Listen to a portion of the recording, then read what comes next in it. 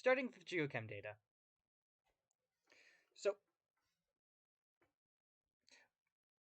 using the IUGS dataset that we used in the Boulder batholith paper, utilizing these equations where Fe total is the total amount of Fe normalized for the amount of actual iron, and MgO is the amount of magnesium oxide. That allows us to get the iron index, and the moly index is the concentration normalized for sodium oxide, potassium oxide, and calcium oxide. Now, ASI is also something similar in the fact that it also normalizes with aluminum. So, plotting the equations for the different zones, at least for the Boulder batholith, a majority of it falls within the calc-alc range, but it ranges the major spectra. And the Fe index is, all these graphs are set within a range of SiO2 in order to. A lot of the geologic settings have their own unique blend of minerals.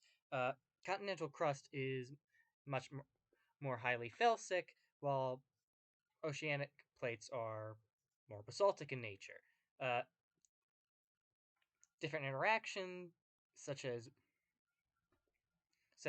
convergent boundaries between the two, can cause basaltic enrichment of felsic material, or vice versa.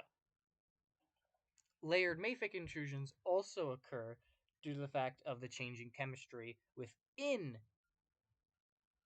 the actual magma slowly changing over time. Now, Frost had one theory of it remelting remelting previously formed differentiates and thus making them more felsic in nature, but that is yet to be fully confirmed. But each different environment has its sort of call signs of what originally the melt came from, whether it was mantle based or if it was crust based.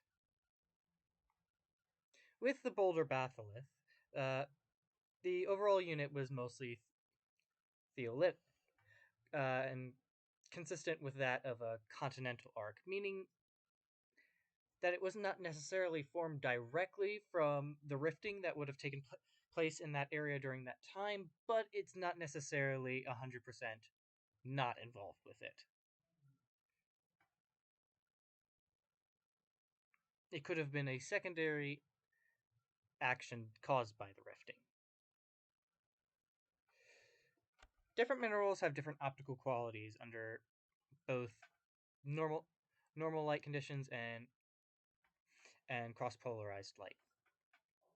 Chromite and magnetite are rather hard to differentiate under a microscope, and if there's not enough magnetite in a sample, or if there's not enough oxide in a sample, you can't really tell which one is which, and you have to kind of use context clues in order to decide whether or not it is. In my case, it's more likely to be chromite, as there is minimal amount of olivine, suggesting it was in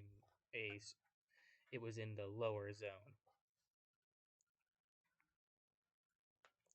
Enstatite has this wonderful sort of bluey purple and grill marks to it, so that made it somewhat easy to identify. The diopside, in this case, had this wonderful orange-yellow range that helped to make it fairly easy to identify. There is also likely a few scattered tiny pieces of quartz in there, but they're too small they're not well defined enough for me to identify. Plagioclase, on the other hand, is incredibly easy to identify given its zebra-like pattern under cross-polarized light, and olivine is rather tricky to distinguish from well, biotite and enstatite at times. Now, in normal light, biotites, or at least in this sample, biotite was easier to spot due to its coloration. Based on the crystal mix and which order and what how well defined the crystals are, it allows us to decide which ternary diagram to use. Now, I mentioned that mine probably fell into the lower zone to critical zone due to the very small amount of olivine that is present and the fact that it was not magnetic and the large amount of plagioclase. So that and the presence of diopside crystals being larger than any olivine crystals suggests that the starting point for crystallization was definitely more leaning on the anathrite diopside side as opposed to the forsterite side. So the melt so crystallization path most likely followed something similar to this. And this is believed to be part of this much larger unit of differentiated melts with slightly different concentrations.